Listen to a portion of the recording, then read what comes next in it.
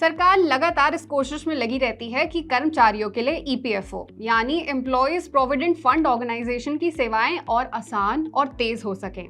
इसी को ध्यान में रखते हुए सेंट्रल प्रोविडेंट फंड कमिश्नर ने देश भर के सभी रीजनल और जोनल ईपीएफओ ऑफिस को अब एक खास निर्देश दिया है कि अब वो कर्मचारियों के पार्ट पेमेंट क्लेम भी एक्सेप्ट करेंगे।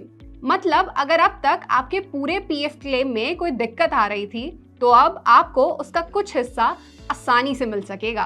ये कदम उन लोगों के लिए बहुत बड़ी राहत साबित होने वाला है जो किसी दिक्कत में फंसे हैं और उन्हें पैसों की सख्त जरूरत है। नमस्कार, मैं हूं सलोनी त्यागी और आप देख रहे हैं मनी 9। पहले पीएफ क्लेम करने का प्रोसेस काफी लंबा और मुश्किल हुआ करता था, जिससे कई बार पैसे मिलने में देरी होती थी या क्लेम रिजेक्ट हो जाता था। इसकी एक बड़ी वजह पुराने पीएफ खाते का ट्रांसफर ना होना भी था और इससे मेंबर्स को फाइनेंशियल प्रॉब्लम्स का सामना करना पड़ता था।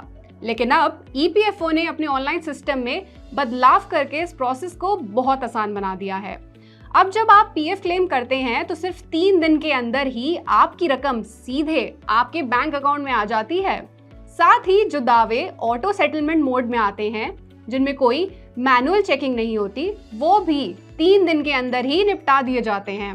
ये फायदा खास तौर पर उन मामलों में मिलता है जब आप बीमारी के इलाज, बच्चों की पढ़ाई, शादी या घर खरीदने जैसे जरूरी खर्चों के लिए पीएफ से पैसे निकालना चाहते हो। इससे अब आपको पैसे मिलने में देरी नहीं होगी और आपकी सारी जरूरतें समय से पूरी होंगी।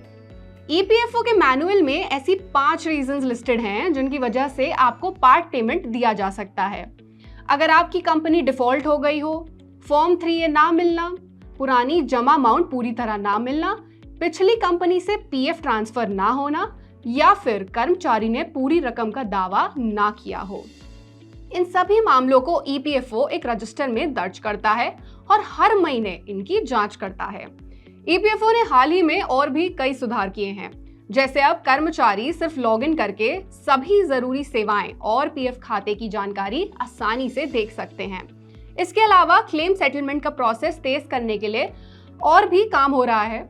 ये सारे कदम इसलिए उठाए गए हैं ताकि कर्मचारियों को और बेहतर सुविधा मिले और इसकी ट्रांसपेरेंसी बढ़े।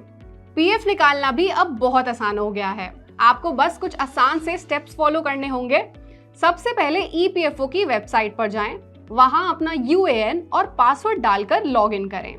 लॉगिन करने के बाद ऑनलाइन सर्विसेज वाले सेक्शन में जाएं और क्लेम वाला ऑप्शन चुन लें। इसमें आपको फॉर्म 31, 19, 10C और 10D मिलेंगे। अपने आधार और बैंक अकाउंट की जानकारी सही से चेक कर लें।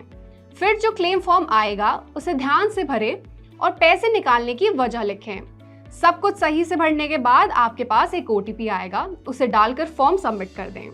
ध्यान रखें, अगर आपने सारी जानकारी सही और अपडेट कर रखी है और आपका बैंक अकाउंट यूएएन से लिंक है तो आपका पैसा सिर्फ और सिर्फ 3 दिन के अंदर सीधे आपके बैंक अकाउंट में आ जाएगा।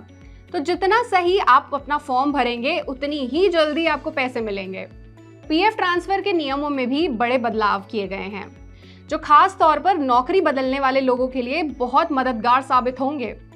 पहले एनेक्शर के यानी कि ट्रांसफर सर्टिफिकेट सिर्फ पीएफ ऑफिस के बीच शेयर होता था और कर्मचारी इसे तभी देख पाते थे जब वो खास तौर पर उसकी मांग करें। लेकिन अब ईपीएफओ ने इसे मेंबर पोर्टल पर सीधे डाउनलोड करने की सुविधा दे दी है।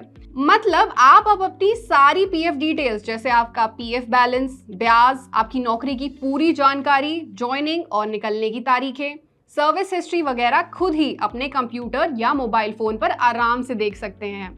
इससे पहले जब आप नौकरी बदलते थे तो आपका पीएफ ऑनलाइन फॉर्म 13 से नए ऑफिस में ट्रांसफर होता था। उसके बाद पुराने ऑफिस से एनेक्शर के बनाकर नए ऑफिस में भेजा जाता था।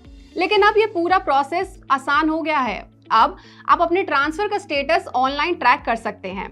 इससे आपको पता चलता रहेगा कि आपका पीएफ बैलेंस सही तरीके से नए अकाउंट में गया है या नहीं। इस नए सिस्टम से ट्रांसपेरेंसी तो बढ़ेगी ही और आपको हर कदम पर पता चलता रहेगा कि आपका पीएफ कहां तक पहुंचा है। तो अब नौकरी बदलते वक्त आपको कोई भी चिंता करने की जरूरत नहीं है, क्योंकि अब पीएफ ट्रांसफर करवाना बहुत ज्यादा आसान हो गया है। ऐसी ही और खबरों और अपडेट्स के लिए जुड़े रहिए हमारे साथ सिर्फ मनी 9 पर।